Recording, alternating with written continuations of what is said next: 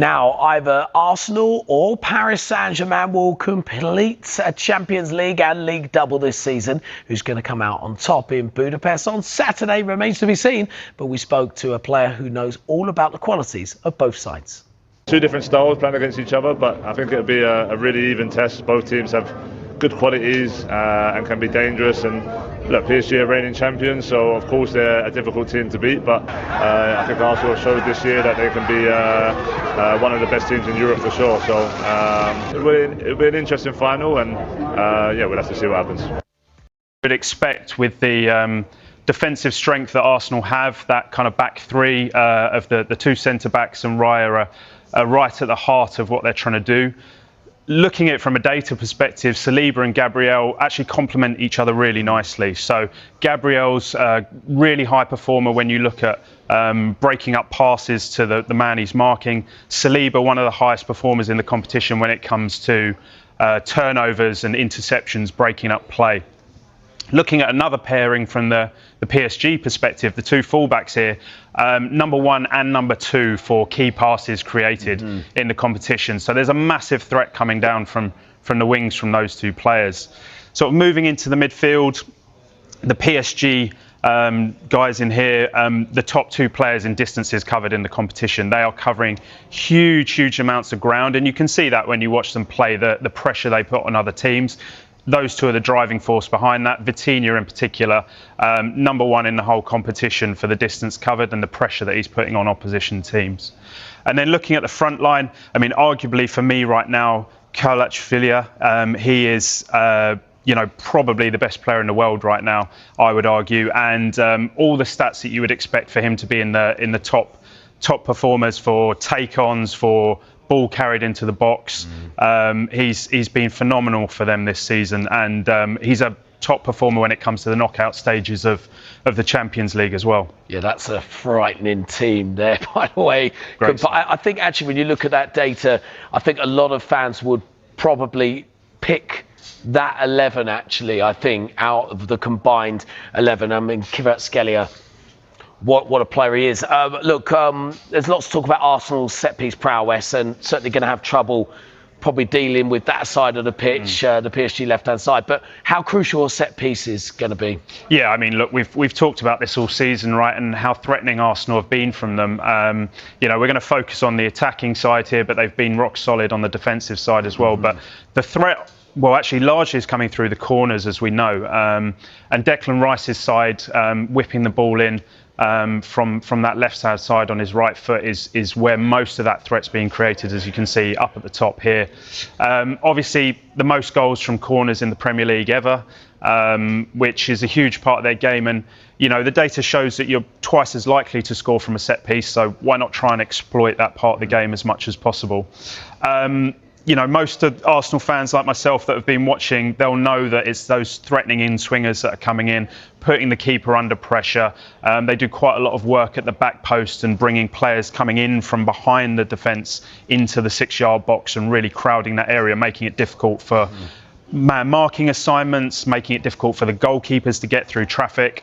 And you can see only a tiny fraction of them, they're looking as an outswinger away from the goal. A quarter of all their goals this season have come through corners, so again, huge part of their game as we've seen. But really interesting down at the bottom here, and why I've focused on the corners is because actually no goals from free kicks in this calendar year of 2026. So less of a big part of their game to be scoring from the free kick set piece than from the corner set piece. Maybe that man Declan Rice is saving a couple that he produced last season for Saturday evening. Now, we showed you the combined Champions League with, of course, Arsenal and PSG players. You've come up with an alternative 11, courtesy of Genius IQ Data. Your story is one of such inspiration, though, because we know how tough it is to become a Premier League player. You went through all the trials and tribulations, and now you've come out on top. So if people, especially young people, boys and girls that are going through that pathway, maybe having those difficult moments where they're being let go by clubs, what would you say to them? I think the easiest one is to keep going. Yeah. I think a lot of the things that you experience in life, it's not actually to do with whether you're the best or whether you've got the most talent or whatever. It's just about who's the most consistent, who turns up, who shows up all the time. I think that alongside the faith, the belief and trust that God's going to work it out however it's meant to work out, I think that combination there is a peak combination, man. I don't think there's anything that can stop you when you have that. If you've got the resilience to keep going and not stop, and the belief that God's in control, yeah. Champions League final. How does that even feel when I'm saying that?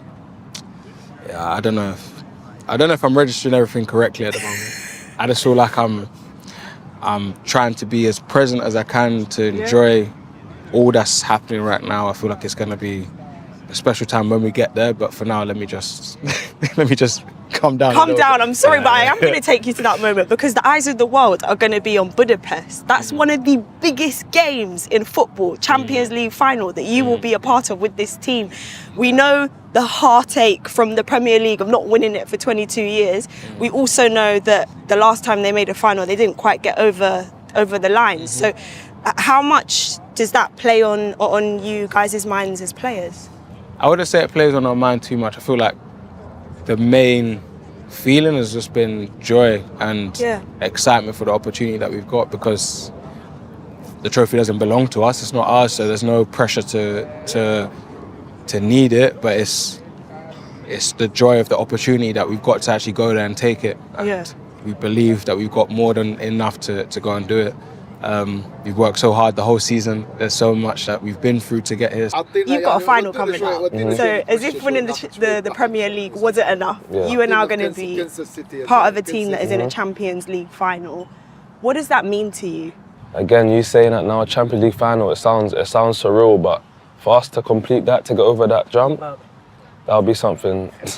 I have no words for that, honestly, because the club has never done that before. So getting over that bridge, getting over that, coming to that destination of a Champions League, potentially to become the first Arsenal team to ever, win a Champions League, that's something that dreams are made of, honestly. And I feel like, this team here, it's the synergy, the connection that we have together is something that, we cherish so strongly. And I feel like that, ultimately, it'll come down to big moments, but that's going to drive us, definitely.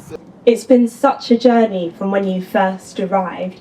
This season almost felt like there was even more pressure because of those second place finishes 3 seasons in a row. What was the most difficult moment this campaign for you?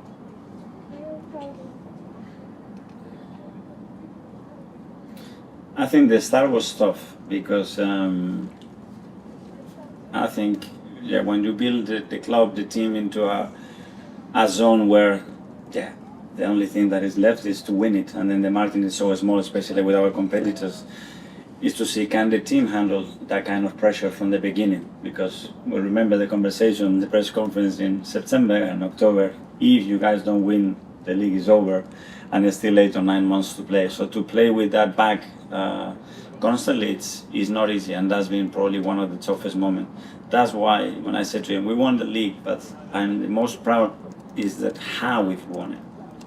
Because we've shown, I think, very important values, not only in sport, but in life as well, which is perseverance, which is, to be resilient, to be composed in moments when people are doubting, to be vulnerable. Because I've asked that question to myself, am I good enough to lead this team, this club, these players, to win a major trophy? Until you don't do it, you cannot validate yourself. So, and I thought about many ways. What is the best way to do it? We have to bring people from outside and speakers to inspire them.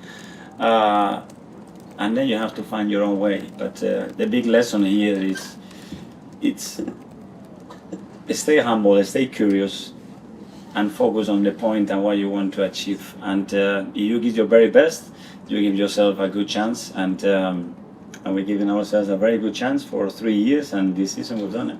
You have the answer to your question now, though.